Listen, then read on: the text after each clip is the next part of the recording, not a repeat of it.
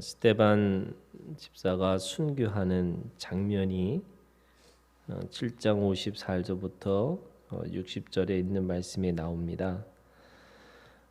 그들이 유대인들이 또 사두개인들이 특별히 그 일반 이 이스라엘 예루살렘에 있는 사람들은 스데반이 지금 했던 그 말들 가운데 특별히 예수 그리스도가 그 하나님 보좌에 앉아 계시다는, 그래서 예수님이 지금 이 스데반의 집사가 했던 가장 중요한 신앙의 고백은 바로 예수님이 하나님이시다라고 하는 것을 고백하고 있는 거예요.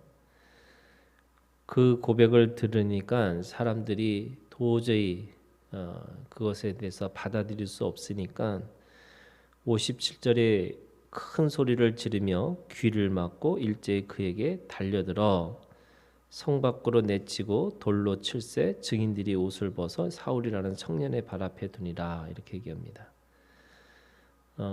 그들은 이제는 도저히 그 신성 모독이라고 생각하는, 그래서 돌로 쳐서 이 스데반 집사를 죽이는 장면인 거죠.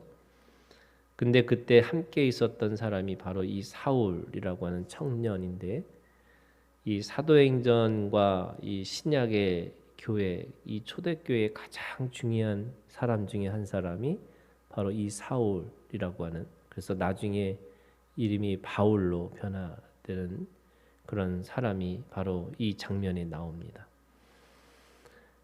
그리고 그 사울은 8장 1절 전반부에 보면은 사울은 그가 죽임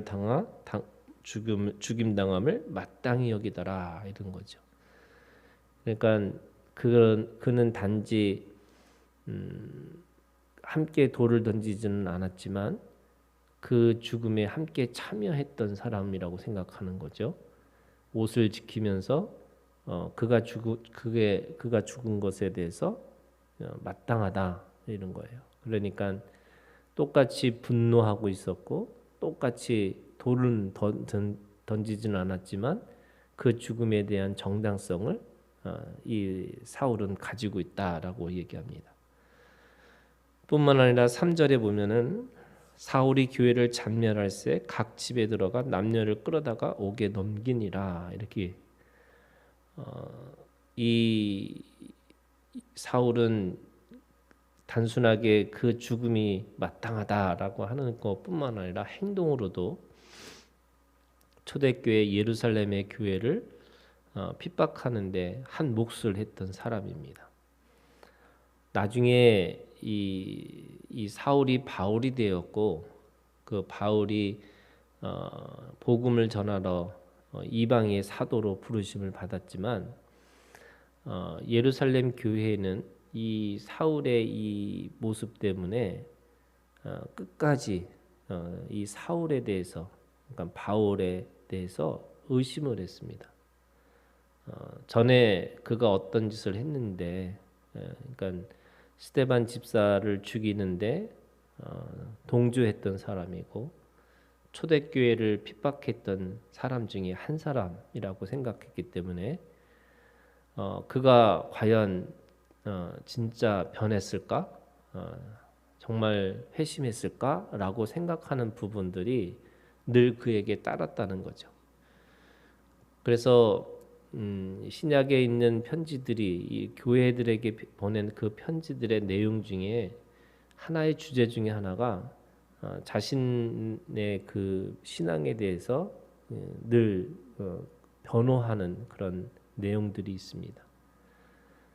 그러면서 또 자기도 하나님 앞에 부르심을 받은 사도라고 하는, 그 사도라고 하는 것은 정확하게 얘기하면은 예수 그리스도를 그 사역을 같이 했던 사람들을 대부분 사도라고 이렇게 불렀는데 바울은 이 예수님이 당시에 있었던 제자 중에 한 사람도 아니었고 또 뿐만 아니라 초대교회를 핍박했던 사람인데 어떻게 사도라고 부를 수 있을까?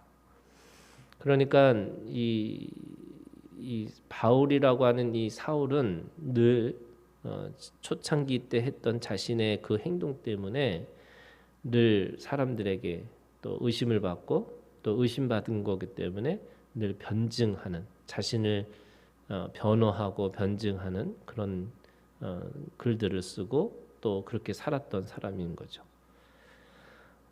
오늘 59절에 스데반 집사는 죽으면서 이렇게 죽습니다. 주 예수여 내 영혼을 받으시옵소서. 하나님이 주 예수여라고 이렇게 아주 분명한 자기의 신앙을 고백하고 죽습니다.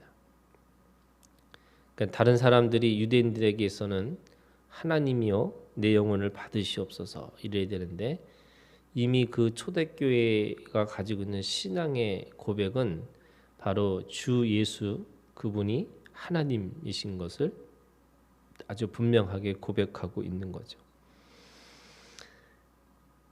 그러면서 60절에 두 가지 아주 중요한 두 가지 사실을 이 사도행전의 누가라고 하는 이 기자는 아주 중요한 두 가지를 기록하고 있습니다. 저는 이 60절에 있는 이 고백이 교회가 교회다워지고 그리고 이 모든 믿음의 사람들이 어떤 모습인지를 아주 적나라하게 그러니까 초대교회 신앙에 대해서 두 가지를 아주 분명하게 기록하고 있다고 생각이 드는데 첫 번째는 60절에 무릎을 꿇고 크게 불러 이르되 주여 이 죄를 그들에게 돌리지 마옵소서. 분명히 그들을 향해서 그 예수님을 하나님이라고 고백했던 이 스데반이 그들이 던진 돌에 맞고 또 그들이 가지고 있는 분노와 증오 때문에 이렇게 죽음을 당하는 이 장면 속에서 스데반 집사는 그 죄를 그들에게 돌리지 않고 있다는 겁니다. 이게 굉장히 중요한 고백인 거죠.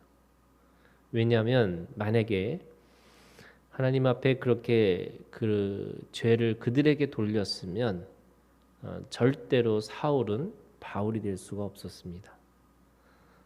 왜냐하면 그 죄를 그들에게 물었을 때는 그 죄가 구약에 따르면 이게 유명한 고살죄가 되는 거예요. 고의로 사람을 죽인 사람들이 되는 겁니다. 이 고살죄는 어떤 것도 용서받지 못합니다. 율법에 의하면은 살인한 자는 그것에 대해서 아주 분명하게 이 죽음으로 그 대가 지불을 해야 되는 거예요. 그런데 이 고살죄가 아닌 오살죄, 그러니까 실수로 부주의로 죽인 사람들은 도피성에 들어가서 그 자신의 이 실수를 또는 부주의함을 알리면 그 제사장이 봤을 때 그게 실수고 부주의라고 생각한다면 그것에 속에서 그 도피성에서 제사장이 살고 있는 동안에 살 수가 있습니다. 그리고 그 제사장이 죽으면 그 도피성에서도 자유롭게 돼가지고 자기가 살던 곳으로 돌아갈 수 있습니다. 그러니까 이 하나님의 율법은 아주 분명하죠. 그들의 죄가 어떤 죄인지를 정확하게 물어야 되는 거예요. 만약에 살인죄면 살인한 것 죽음으로 그것을 대가를 지불해야 되는 겁니다. 그런데 이 말씀은 모든 인류를 아담의 죄로부터 시작할 때부터도 하나님은 그에게 그것을 고살죄로 묻지 않으셨습니다. 선악과를 먹는 그것을 아담과 하와의 죄를 뱀에게 돌리시는 하나님이셨어요. 묻잖아요. 네가 왜 그러냐? 그런데 거기에 하나님이 물었을 때 아담과 하와가 그것이 뱀의 다시 말해서 하나님이 만드신 뱀이라고 했지만 결국에는 그 죄를 하나님은 그 뱀에게 묻지 않으신 거죠. 왜냐하면 그 아담과 하와의 죄를 그 고살죄를 오살죄로 만드시는 거예요. 근데 똑같이 예수님도 돌아가실 때에 그들의 그 유대인들에게 그 죄를 고살죄로 만들지 않으시고 오살죄로 만드십니다. 왜냐하면 그들 가운데 하나님의 자녀가 돌아올 수 있는 자녀의 길을 열어놓으신 거예요. 만약에 이 스데반의 이 죽음을 고살죄로 만들었으면 거기에 있는 모든 사람들, 그 분노와 증오 가운데 있는 사람들은 절대로 하나님 앞에 용서받지 못할 죄가 되는 거죠. 그렇기 때문에 스데반은 그 죄를 그들에게 돌리지 않습니다. 이게 저는 오늘 우리에게도 예수 그리스도의 용서받은 자들은 그 죄를 그들에게 돌리지 않는 거죠. 그게 사탄의 장난이고 또 그것이 하나님 앞에서 몰라서 무지하기 때문에 그런 것이다라고 돌려주는 겁니다. 우리가 가지고 있는 이 복음의 내용 중에 하나가 바로 하나님이 누구든지 예수 그리스도 안에서 용서받을 수 있는 사람으로 만드는 거예요. 누구든지 다시 돌아올 수 있도록 그 길을 열어놓는 것이 우리의 길이라고 이야기하는 겁니다. 그래서 아무리 이 원수라 할지라도 그 원수가 돌아올 수 있는 길은 열어놓는 거예요. 그래서 그거를 하나님 앞에 맡기고 또 하나님 앞에서 그 영혼을 끝까지 포기하지 않는 겁니다. 두 번째는요. 이 60절에 있는 말씀에 이 말을 하고 자니라 이렇게 표현합니다. 그러니까 예수 그리스도의 죽음과 예수 그리스도의 부활의 가운데 있는 그 모든 사람들은 그래서 그 부활을 살아서 믿는 사람은 영원히 사는 것이고 죽어서 믿는 자는 살아날 것이다 이렇게 말씀하시잖아요. 그러니까 오늘 이 누가의 이 죽음을 바라보는 관점이 예수 그리스도의 죽음과 부활을 경험한 사람들에게는 더 이상 죽음의 그 사망의 권세가 그를 사로잡을 수 없다고 이야기하는 겁니다. 그래서 표현을 뭐라 하냐면 잔이라 이렇게 얘기합니다. 그래서 모든 믿음의 사람들은 하나님이 다시 오시겠다. 예수님이 다시 오시는 그 세컨 커밍 두 번째에 오실 때까지 다 자고 있는 것과 같은 겁니다. 그것이 오늘 우리의 신앙의 고백이고 예수 그리스도 안에서 있는 모든 사람들에게 가지고 있는 믿음의 고백입니다. 그래서 스데반 이 집사가 죽은 것이 아니고 어떻게 보면 영원한 하나님 앞에서 그 쉼의 안식에 들어가서 다시 주님이 오실 때 다시 일어날 거다라고 하는 겁니다.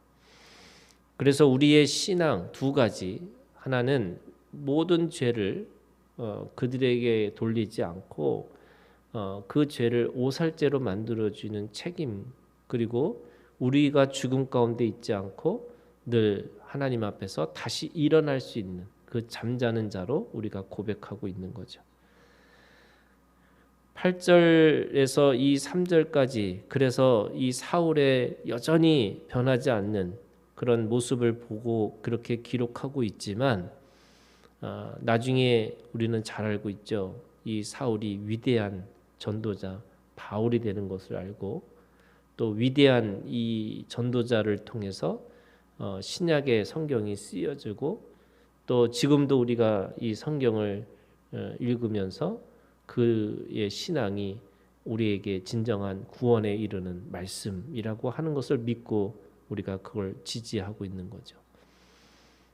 그 믿음이 이 전에는 이렇게 극악무도한 그런 삶으로 살았지만 예수 그리스도 안에서는 언젠가는 반드시 돌아올 수 있는, 그래서 어떤 죄도 하나님 앞에 용서받지 못할 죄가 없는 거고 오직 그 용서받지 못할 죄는 성령을 받아들이지 않는, 하나님을 믿지 않는 그 죄만 영원한 심판의 자리에 있을 수밖에 없다라고 이야기하고 있습니다. 그러면서 4절부터 8절에 있는 말씀에 이 빌립이라고 하는 집사죠.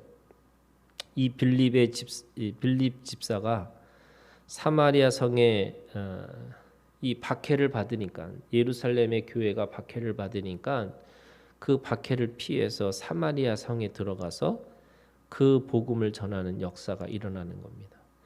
사도행전에 있는 모든 역사는 그죠? 예루살렘과 온 유대와 사마리아와 땅 끝까지 이르러 내 증인이 된다. 그러니까 박해는 인간적으로 생각하면 그 박해로 인해서 사람들이 죽고 잡히고 또 그래서 박해를 받고 또 고난을 받고 이런 인간적인 그런 이 괴로움이 있는 시간들이지만, 하나님의 역사는 그것을 통해서도 하나님의 증인들이 흩어짐으로 그 증인들을 통해서 교회가 생기고 하나님의 나라의 복음이 전해지고 또 그걸 통해서 하나님의 이 큰 그림의 이 증거들이 되어지는 것을 우리가 알 수가 있습니다. 선교의 마음을 가지고 예루살렘과 온 유대와 사마리아 땅 끝까지라고 하는 이 선교의 마음이 있는 사람들에 의해서 움직이지만, 결국 가지고 있는 것 중에 하나가 그 상황과 그 박해와 그 고난이라고 하는 것도 하나님은 그걸 통해서 하나님의 역사를 이루시는 것을 볼 수가 있는 거죠. 예루살렘 교회의 입장에서는 큰 이 고통의 시간이고 박해의 시간이었지만, 동시에 하나님의 복음이 믿지 않는 사람들에게 또 전혀 전할 수 없는 그런 사람들에게 이 복음의 역사가 일어나는 것을 알 수가 있습니다. 그래서 죽음의 역사들이 예루살렘 교회에서 있었다면, 반대로 5절에 있는 이 사마리아 성에 빌립을 통해서 8절 끝에 이렇게 얘기합니다. 그 성에 큰 기쁨이 있더라.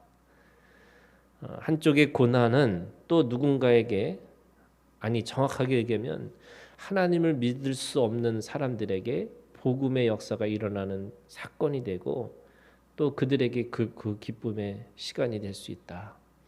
그래서 우리의 고난이 결코 고난이 아니고 하나님의 역사고 하나님의 나라의 또 확산으로 이루어지는 하나님의 뜻인 것을 이 사도행전 역사 속에 우리가 또 경험하게 되는 거죠. 우리가 만난 개인적인 고난이든 힘든 어떤 상황이든 그것이 그냥 우리가 그런 힘든 이 세상의 사람들 같이 똑같이 힘든 것이 아니고, 그것이 간증이 되고 그 안에서 하나님의 말씀이 다시 기억되어지고 또 그걸 통해서 누군가에게 복음을 전하면서 또 하나님의 생명을 살리는 역사가 되는 것이라고 우리가 믿는 거죠. 그래서 우리가 그 믿음이 오늘 우리 가운데, 그래서 증인의 삶이 오늘 우리 가운데 일어나기를 다시 한번 주님 앞에 우리가 축복합니다. 우리 주기도문으로 마치겠습니다.